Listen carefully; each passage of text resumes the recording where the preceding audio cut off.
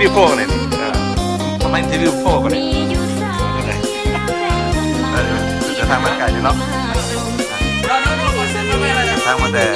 มันเดินโซ่นะไปไปดูหลักเดิมอีกเด้อโคนมาเขาแบ่งกันเนาะคนละครึ่งก็ได้กันครึ่งก็ได้ครึ่งนึงหมดสองแล้วหมดสอง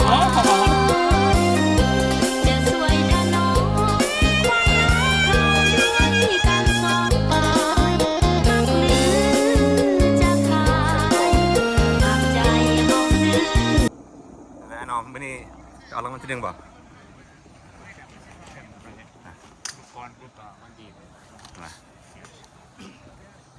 อ๋อลุง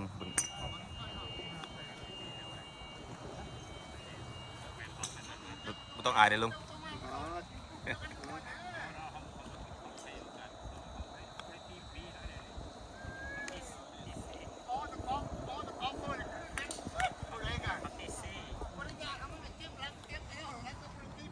อันนี้ก็ไอเทียมเนาะอันนี้ก็โปรเอลสปันเจ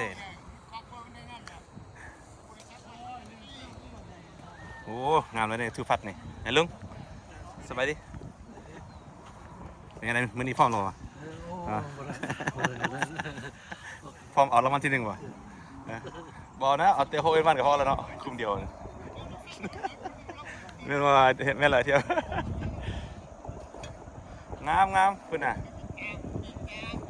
ขึ้นดอยอีกเลยสบายดิอันนี้ไอ้มันใส่เนาะมันจะซันเซ่อ๋อซื้อยังไงมันซื้อมันดีซื้อสบายดีเนาะสบายดีสุวัสดิ์ออกยูทูบมาดิเลย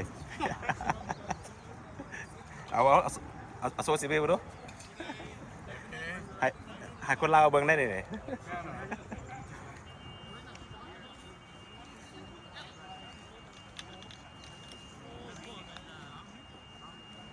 งาม good speed โอ้เขาเห็นคลิปเขาจะเอาลงอันน่ะบัตรซานโนเซ่ที่แล้วเนี่ยบุคคลหลายเนาะไอ้เลยไปวะคอยกับพูดว่าวัดเขาจะย้ายเดี๋ยวเนาะบอลย้ายดอกวัดสบอลนะบอลให้บุญเขาจะมาเศร้าป่ะเขาจะเศร้าบอลให้บุญบอลจังหวัดบอลอะไรอ๋อ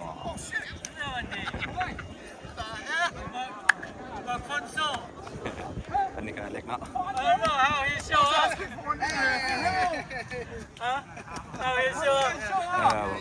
บุเราเจอกัน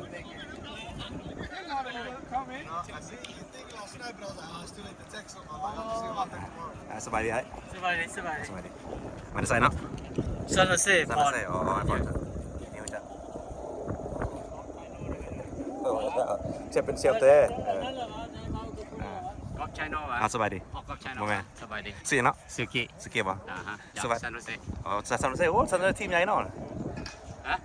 ทีมใหญ่นะมันหลายคนเนี่ยซานโนเซ่หลายแล้วซานโนเซ่4 คน เป็นอะไรตีกอล์ฟโดนหรอปะบ้าแต่2010คนแหละโอ้แม่นเนาะเราเติมแล้ว2010เลยเนาะสกัดแบบเป็นโปรแล้วมันเนี่ยเนาะไม่ตั้งใจมาเอาเงินล้านนั่นแหละจะมาจบตั้งใจโอเคคือว่ารางวัลที่1คือว่า2 ล้านวะมันนี่2 ล้าน2 ล้านหรอวะจะไปร่วมนะครับประสบมือจะด้วยคือว่ารางวัลที่1 2 ล้าน2 ล้านกีบเนี่ยคือแม่ละ2 ล้านกีบค่อยมากก็มาตัวเดียวแหละแม่นะโอ้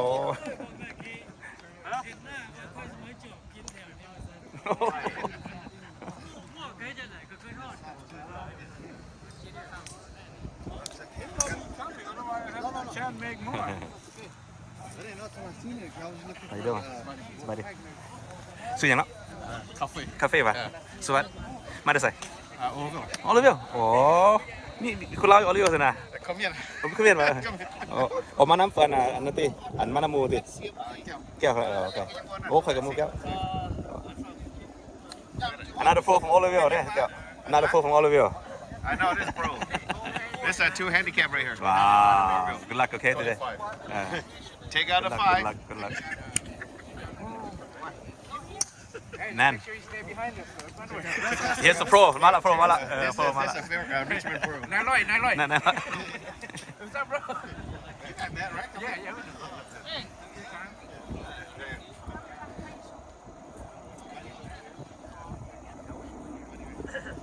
Oh, finally made it, huh? What's up, bro? See. How about That's it, 105? And money. Hey, you ever want money? Just yes. Can you pay for a flight with you?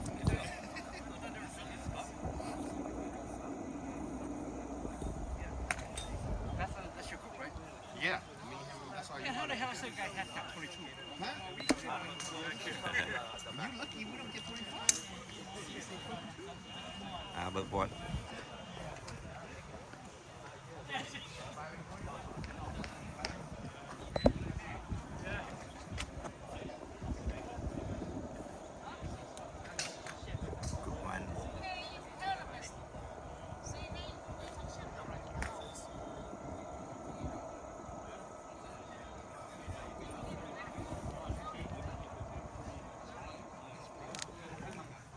อันนี้พวกเธอเนี่ยเป็นคนลินๆเนาะ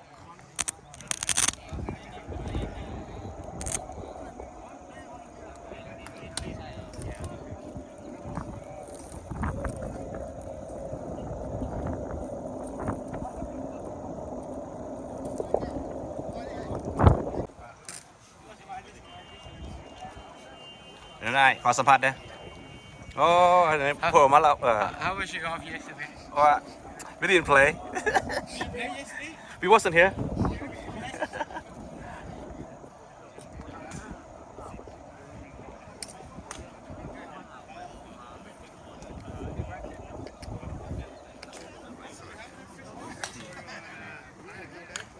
อันนี้ก็จะมาซ้อมเนาะ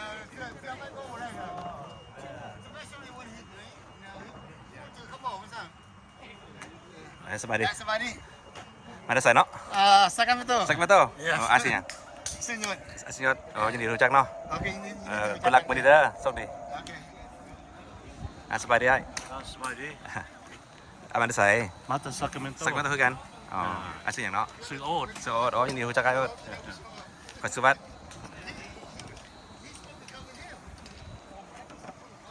โอ้อาค่อยก็เล่นวันนี้สบายดีไอ้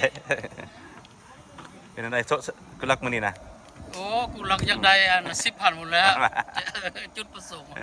ไอ้ซื้อยังมาได้ใส่เนาะ กองมาแต่โมเดสโต โอ้โมเดสโตโอเคมันก็เคยมีพี่น้องอยู่เพิ่นอยู่โมเดสโต โอ้ นะ ไปได้ไปโทรหาแม่ไปเล่น ได้ กัน เอาอันนี้ไอ้มาโมเดสโตเนาะ เจ้ามาจาก ซื้อยังไงไอ้อินโฟเนาะโอเคอันนั้นที่ก็มาโดนหรอปะ หาไม่ได้ตีได้ 2-3 ปีมานี่แล้ว โอ้ เป็นรุกี้อยู่ โอเคมันเป็นยังสักก่อนจะเอาขอรางวัลที่1เดี๋ยวนี้เนาะถ้าบ่ที่1ก็โหยมัน No, just I mean, เมื่อวันซื้อนั่นแหละโอ้ขอบใจหลายสนัดที่ได้มาปีนี้ก็มีเท่านึงเนาะโอเคเอาสอนต่อเลยโอเคเข้าใจก็เรียนแถวจ่ายเงินเนาะวันนี้ who have extra money give to me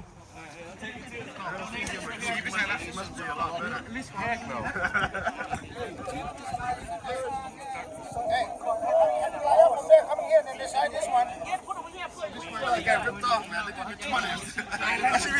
I should be 22, man. okay here's a tip man let me tell you something อันนี้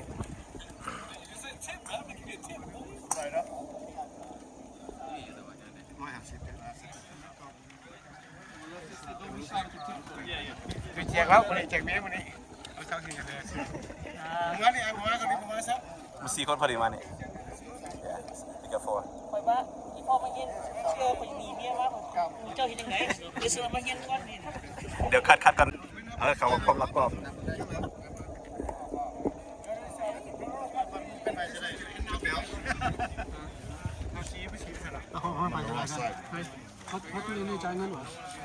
จ่ายเบี้ยอะไรแม่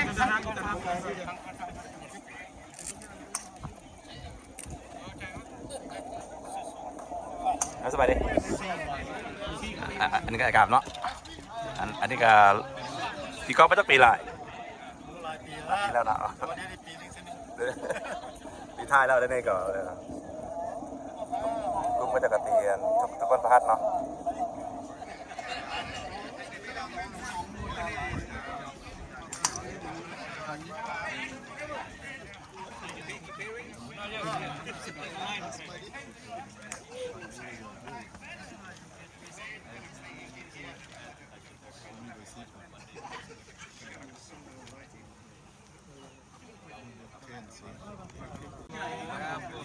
Take everything, as long as you get your money. EBT, you got EBT accumulated. Take that shit too. You take EBT? If you pay with EBT, you got to pay extra. Fully charges. วันนี้ You pay too, right? yeah All right. มือก็ออกไปนะเพลย์ไปนะเรียกอะไรก็เอาพูด on YouTube คนเสียวจังอันน่ะ สัมภาษณ์ได้ใครเด้ How you end up over here How you end up over here from Modesto huh So what's the plan today one today. That's the plan today Yes. Okay plan hole in one. อ๋อไอ้สบายสบายดี Good luckได้สายเปย์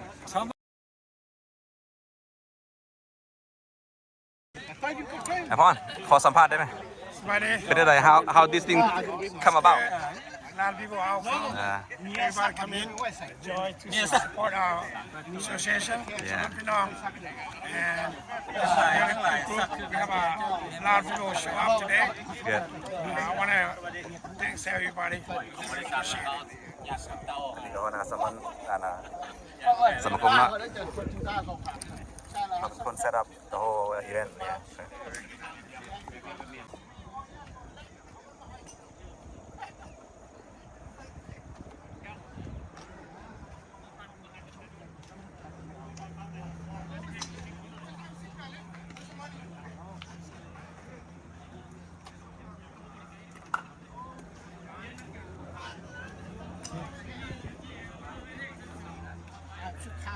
มันมา